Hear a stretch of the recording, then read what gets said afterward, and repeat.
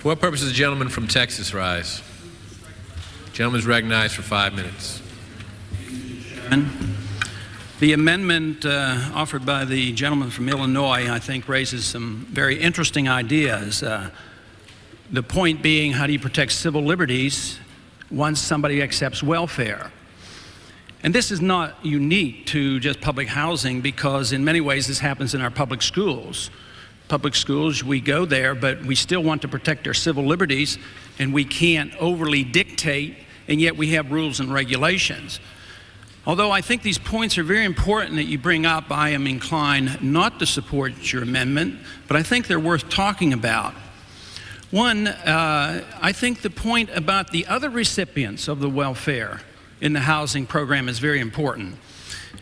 Last week, there was a rumor going around that I might introduce legislation that would repeal all of HUD, which would be a proper, good economic position and a proper constitutional position. And I had a lot of phone calls, but none came from the poor people. It all came from the wealthy people. Those who were receiving $850 rents for $400 houses, those who get to build the buildings, those who are the contractors, and those who do the financing, they're very interested in this project. I think you have a very good point. If you're going to punish people receiving welfare or have requirements, put the requirements on the others as well. I think this is very legitimate. But I think the idea of civil liberties is, the whole notion here, the definition has been distorted. Because the one thing I think so many people forget, we should have concern about the civil liberties of those in a housing development.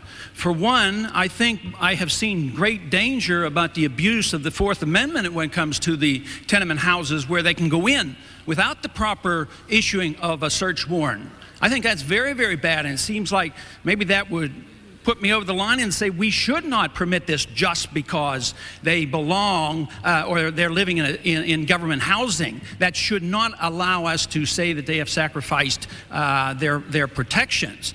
So I think this is important, but there are some civil liberties also of others that we have not discussed at all. Because we're talking about the protection of the civil liberties of those who are receiving a house. What about the person who's paying for the house? It is assumed by so many that the wealthy are paying for these houses.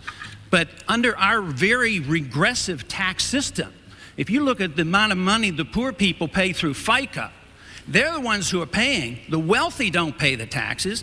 So the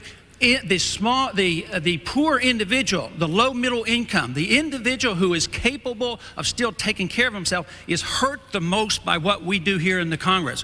Whether it's public housing or the deficit or our monetary system, these are the individuals who are hurt and are pushed aside. But they're losing their homes because we are pretending to do good to others and provide houses for them. So we should be concerned about their civil liberties as well, but it seems like we forget that. But this whole notion about work condition, how many people can stay in a room, the search and seizures, I think these are very, very important. They should not be ignored. But then again, we should not ignore the civil liberties of those who had to work and pay for these houses. Because quite frankly, I think we should ask the question. It is assumed by so many that we have a constitutional, natural right to a house.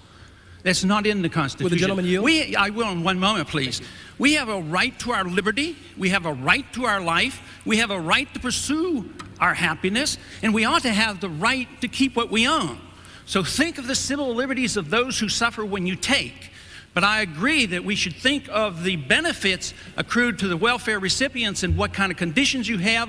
But I think we should think about the benefits accrued to the businessman who really is benefiting from these programs as well. I yield to the gentleman from Illinois. I thank the gentleman for yielding. I appreciate the spirit of his critique. I would like to make the argument, however, that my amendment specifically addresses condition of occupancy. Are we prepared to put people who live in public housing, evict them for failure to volunteer 8 hours a month?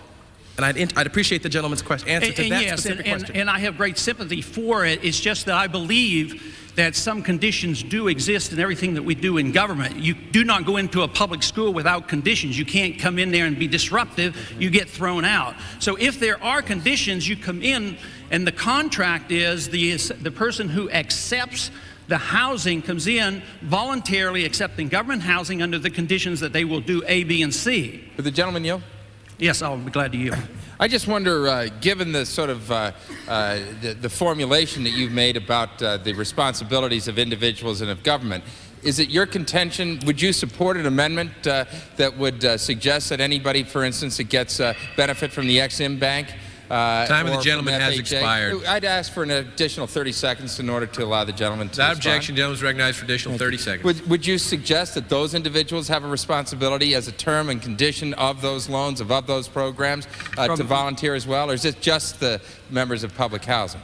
I think that would be a very good suggestion, seeing that I think the Export-Import Bank is a welfare for the very wealthy businessman. Yeah. I think the conditions would be very good. Well, I would like to perhaps work with the Mr. Paul on. I will on think these about kinds that of, and think of the ramifications, but I will certainly consider it. now, don't back off now. Time of the gentleman has expired.